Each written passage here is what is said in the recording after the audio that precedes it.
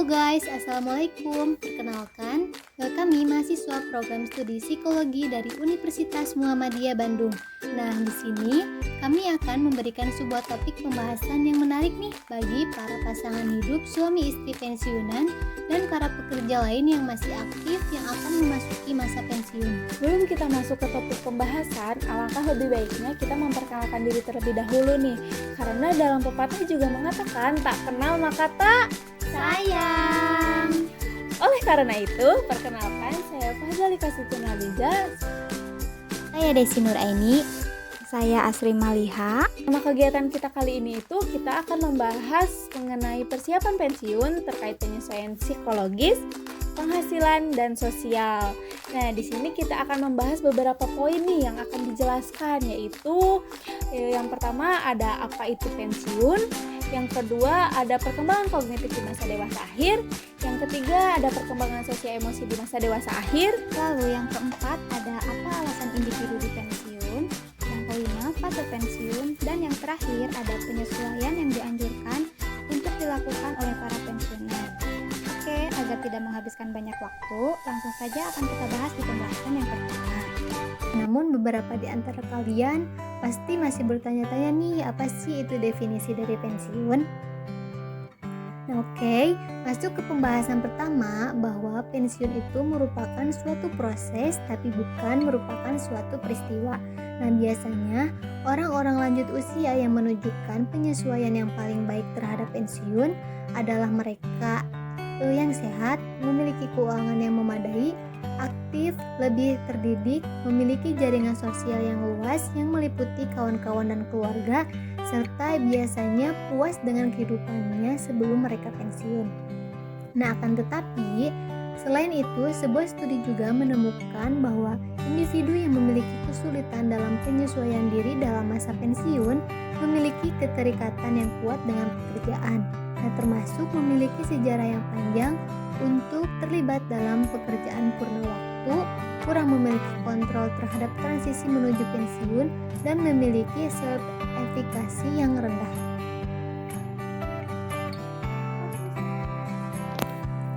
Pensiun juga merupakan masa ketika seseorang telah mencapai usia tertentu dan diharuskan untuk berhenti bekerja. Nah, pada satu sisi lain juga, masa pensiun ini tuh cukup dinanti karena akhirnya seseorang bisa beristirahat dan menikmati masa tua bersama keluarganya. Nah, akan tetapi di sisi lain juga masa pensiun ini tuh mendatangkan kekhawatiran.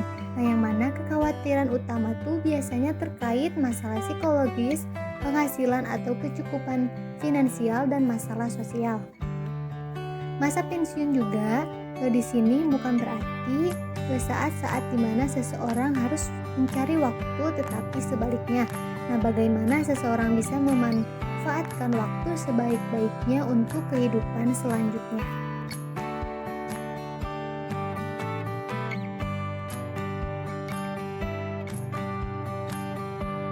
Lalu yang selanjutnya pada pembahasan kedua yaitu memasuki pembahasan mengenai masa pensiun, lebih baik kita mengetahui terlebih dahulu tentang perkembangan kognitif pada masa dewasa akhir. Masa ini dimulai dari usia 65 tahun ke atas yang ditandai dengan adanya perubahan yang bersifat fisik dan psikologis yang semakin menurun. Karena masa dewasa akhir juga merupakan periode penutup dalam rentang hidup seseorang. Masuk ke pembahasan perkembangan kognitif, terdapat 5 fungsi kognitif pada orang lanjut usia, yaitu yang pertama ada multidimensionalitas dan multidireksionalitas. Ketika kita memikirkan mengenai perubahan kognitif di masa dewasa, kita perlu mempertimbangkan bahwa kognisi merupakan suatu konsep yang bersifat multidimensional. Kita juga perlu mempertimbangkan bahwa meskipun mungkin terdapat beberapa dimensi kognisi yang mengalami kemunduran seiring dengan bertambahnya usia kita, pada orang lain dimensi ini mungkin tetap stabil atau bahkan mengalami kemajuan. Yang pertama ada mekanika kognitif dan pragmatika kognitif. Mekanika kognitif adalah perangkat keras dari pikiran pada orang lanjut usia yang mencerminkan suatu arsitektur neurofisiologis dari otak dan berkembang melalui proses evaluasi. Pragmatika kognitif adalah perangkat lunak berbasis budaya dari pikiran yang meliputi keterampilan membaca dan menulis, pemahaman pembacaan, kualitas pendidikan, pengetahuan keterampilan profesional, dan juga jenis pengetahuan mengenai diri dan keterampilan hidup.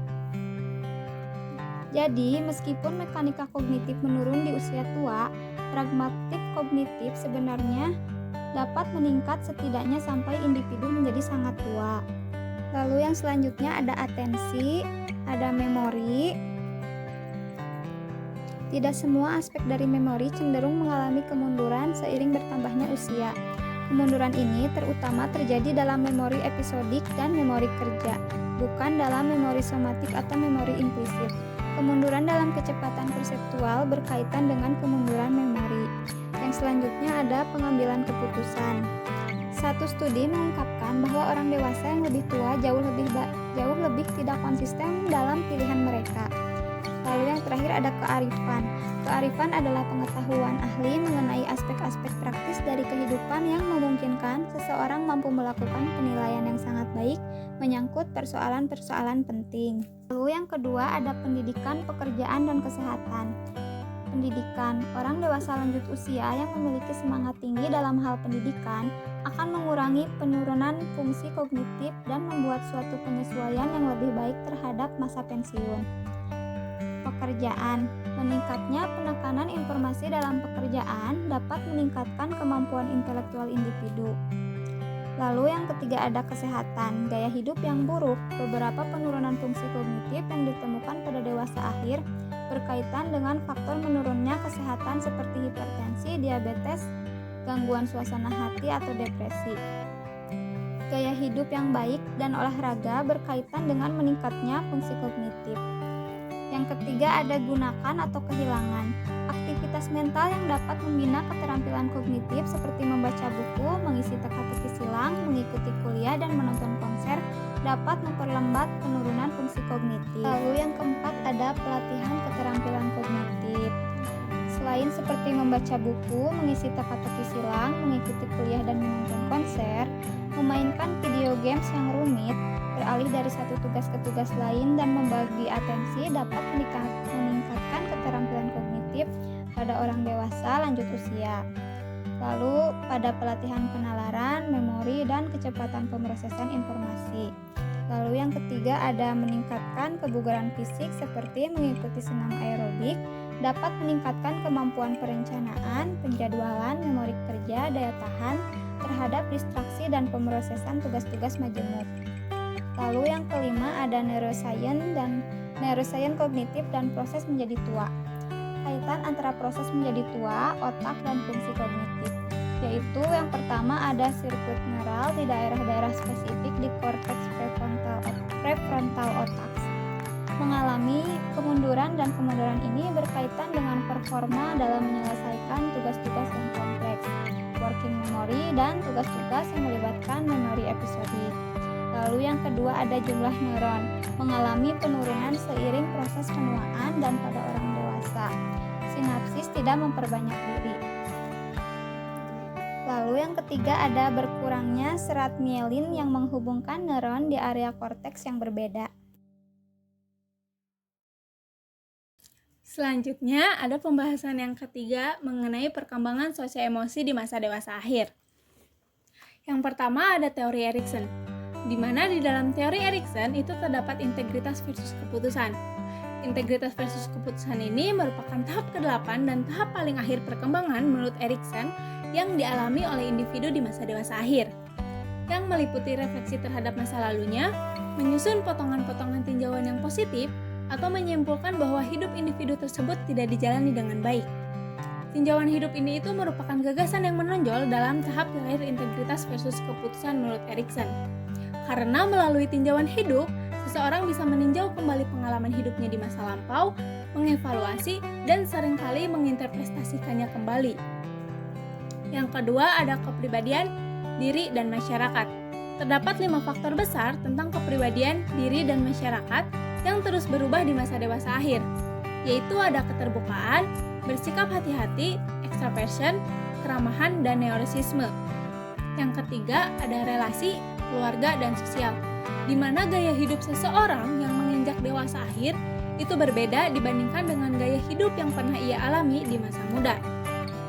Salah satu hal yang perlu diketahui bahwa masa dewasa akhir atau masa pensiun ini akan mengubah gaya hidup seseorang atau pasangan sehingga diperlukannya suatu adaptasi. Yang keempat, ada etnisitas, gender, dan budaya. Etnisitas, contohnya itu ada salah satu yang memperoleh perhatian khusus, yaitu orang lanjut usia dari etnis minoritas yang berkulit hitam, terutama di Afrika, Amerika, dan Latin yang miskin. Berdasarkan perbandingan yang dilakukan terhadap orang-orang yang berkulit hitam dan orang-orang yang berkulit putih, mengindikasikan terdapat masalah ganda yang dialami oleh orang lanjut usia dari etnis minoritas berkulit hitam, seperti kondisi pemukiman yang buruk, harapan hidup yang pendek dibandingkan dengan orang lanjut usia yang berkulit putih. Meskipun orang lanjut usia dari etnis minoritas ini menghadapi tekanan dan diskriminasi, kebanyakan dari orang-orang ini telah memiliki mekanisme penyelesaian yang memberi kesempatan bagi mereka untuk bertahan di lingkungan dominasi kulit putih yang non-Latin. Gender, apakah gender kita berubah ketika menjadi orang dewasa yang lebih tua? Itu dapat dibuktikan oleh beberapa ahli perkembangan yang menyimpulkan bahwa feminitas menurun pada wanita dan maskulinitas itu menurun pada pria ketika mereka mencapai dewasa akhir. Ada bukti yang menyatakan juga bahwa laki-laki lanjut usia lebih feminim, berjiwa pengasuh sensitif, dan sejenisnya, meskipun nampaknya perempuan itu tidak perlu menjadi lebih maskulin atau asertif. Lalu budaya, apa yang mendorong usia tua yang baik di sebagian budaya? Ada satu analisis menunjukkan bahwa ada 3 faktor penting dalam menjalani kehidupan yang baik sebagai orang dewasa yang lebih tua, yaitu kesehatan, keamanan, kekerabatan, atau dukungan. Dan yang terakhir ada proses masa tua yang berhasil. Itu seperti gaya hidup yang aktif, stimulasi dan fleksibilitas mental, keterampilan coping yang positif, relasi, dan dukungan sosial yang baik. Orang dewasa yang lebih tua yang berolahraga secara teratur, menghadiri pertemuan, berpartisipasi dalam kegiatan peribadahan, dan melakukan perjalanan itu lebih puas dengan kehidupan mereka daripada rekan-rekan mereka yang melepaskan diri dari masyarakat. Penuaan yang sukses juga melibatkan kontrol yang dirasakan atas lingkungan. Persepsi kontrol atas lingkungan ini memiliki efek positif pada kesehatan dan umur panjang bagi para penghuni panti jompo. Dalam beberapa tahun terakhir, terdapat istilah self-efficacy yang sering digunakan untuk menggambarkan kontrol yang dirasakan atas lingkungan dan kepercayaan diri pada kemampuan seseorang untuk menghasilkan hasil yang positif dalam penambangan. Dan agenda yang sangat penting adalah untuk meningkatkan pemahaman kita tentang bagaimana orang dapat hidup lebih lama, lebih sehat, lebih produktif, dan memuaskan. Lalu dalam pembahasan keempat ini di sini ada alasan mengapa individu dipensiun. Nah, dalam buku Lifespan Development edisi keempat ini ada beberapa alasan mengapa individu dipensiun. Nah, yang mana mendasarkan pada beberapa mitos atau stereotip kuat di negara-negara barat tentang pekerja lanjut usia. Nah, yang mana diantaranya yang pertama ada pekerja lanjut usia adalah pekerja yang lambat dalam bekerja, kurang bahkan tidak dapat memenuhi persyaratan standar produktivitas yang ditentukan perusahaan. Nah, yang kedua yaitu pekerja lanjut usia terlalu sering tidak masuk kerja atau absen. Nah, yang ketiga pekerja lanjut usia juga secara fisik kurang dapat memenuhi kebutuhan perusahaan. Lalu yang keempat, pekerja lanjut usia itu banyak yang tidak fleksibel karena sulit dilatih dan dikembangkan, dan mereka juga sulit untuk dapat menerima perubahan. Nah, poin terakhir di sini yaitu gaji pekerja lanjut usia itu akan menambah beban perusahaan yang rasionya sudah tidak realistis lagi dengan peningkatan kinerjanya. Lalu yang selanjutnya di pembahasan yang kelima ada fase pensiun. Secara teori ada beberapa fase pensiun yang akan dihadapi individu. Yang pertama ada fase remote, di mana individu yang akan memasuki masa pensiun terlihat tidak melakukan persiapan dan terlihat melakukan penolakan di saat menjelang masa pensiun. Yang kedua ada fase near, individu sudah mulai mengikuti program persiapan menjelang pensiun. Yang ketiga ada fase honeymoon, individu sudah memasuki masa pensiun dan menikmati waktu luangnya yang mengisinya dengan hobi. Yang keempat ada fase disenchment yang dialami oleh individu yang tidak mempersiapkan masa pensiunnya sehingga setelah fase honeymoon terlewati akan timbul fase bosan yang akan mengakibatkan depresi. Yang kelima ada fase reorientation di mana individu mulai melakukan penyesuaian dengan kehidupan baru. Yang keenam ada fase stability, yaitu individu mulai melakukan rutinitas baru. Dan yang terakhir ada fase termination, yaitu ditandai dengan fisik yang lemah dan tahap stabilitas mulai berangsur-angsur lepas. Lalu di poin yang terakhir itu ada penyesuaian yang dianjurkan untuk dilakukan oleh para pensiunan. Yang pertama ada penyesuaian psikologis, di mana peralihan dari suatu kehidupan kerja yang mempunyai suatu identitas yang signifikan ke suatu kehidupan yang tanpa pekerjaan yang memiliki identitas. Nah, hal ini itu membutuhkan suatu penyesuaian psikologis yang cukup sulit, di mana penyesuaian psikologis yang baik berarti mampu mengembangkan suatu gaya hidup yang berkesinambungan antara masa kini dengan masa lalunya, serta mampu memenuhi kebutuhan jangka panjangnya, dan kesuksesannya itu ditandai dengan adanya resolusi yang harmonis. Yang kedua, ada penyesuaian penghasilan atau penyesuaian keuangan, di mana gambaran pertama seseorang yang pensiun adalah akan berkurangnya penghasilan mereka. Nah, banyak pensiun yang membutuhkan penghasilan lebih dari sekedar untuk hidup yang layak. Nah, Russell Ward pada tahun 1984 itu